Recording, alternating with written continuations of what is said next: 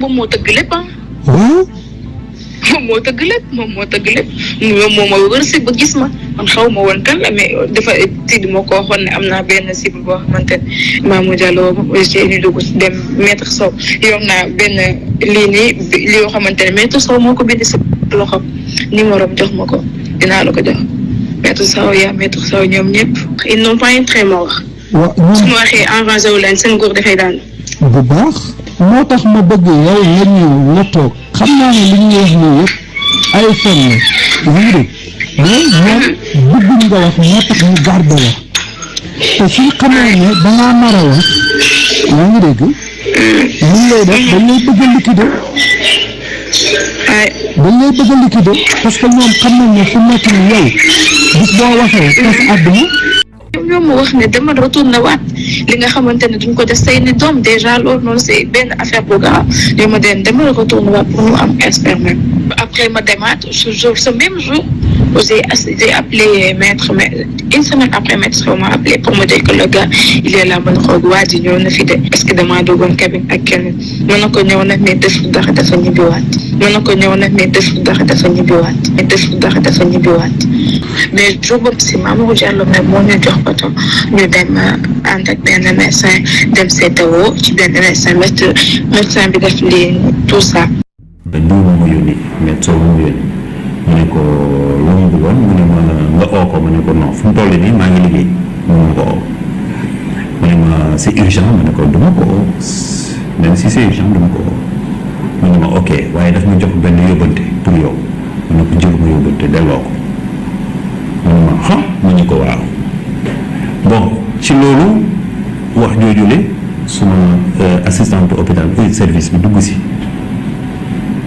ma def ko si bu taxaw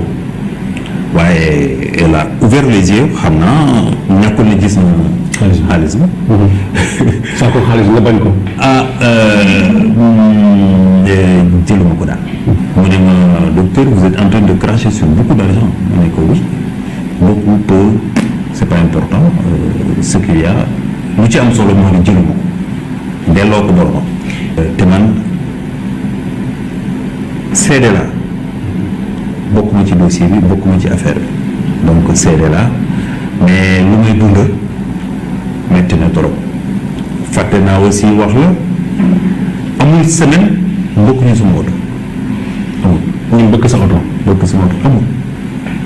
lenn la 3-4 personnes ñëw mbëkk la tuuti taxaw nga wàcc kenn wàcc dem ci gis sa papa donc lu may def toog tranquille dugal suma portable suma poche wàcc bon puisque ci ginnaaw la y a pas beaucoup de dégâts parce que dama sonn je suis fatigué dama sonn metti na trop je souffre beaucoup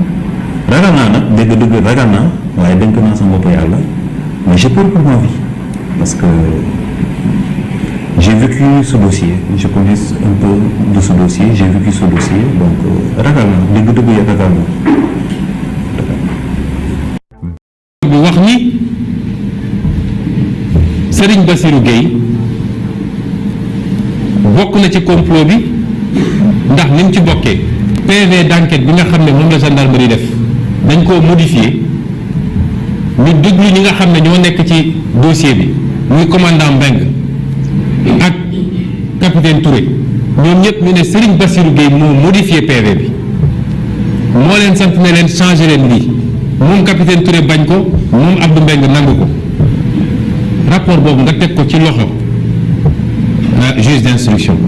est-ce que juge d'instruction rapport boobu rek doyoon na jarul woon sax yeneen yëpp est-ce que juge d'instruction boobu waroon na renvoyer dossier bi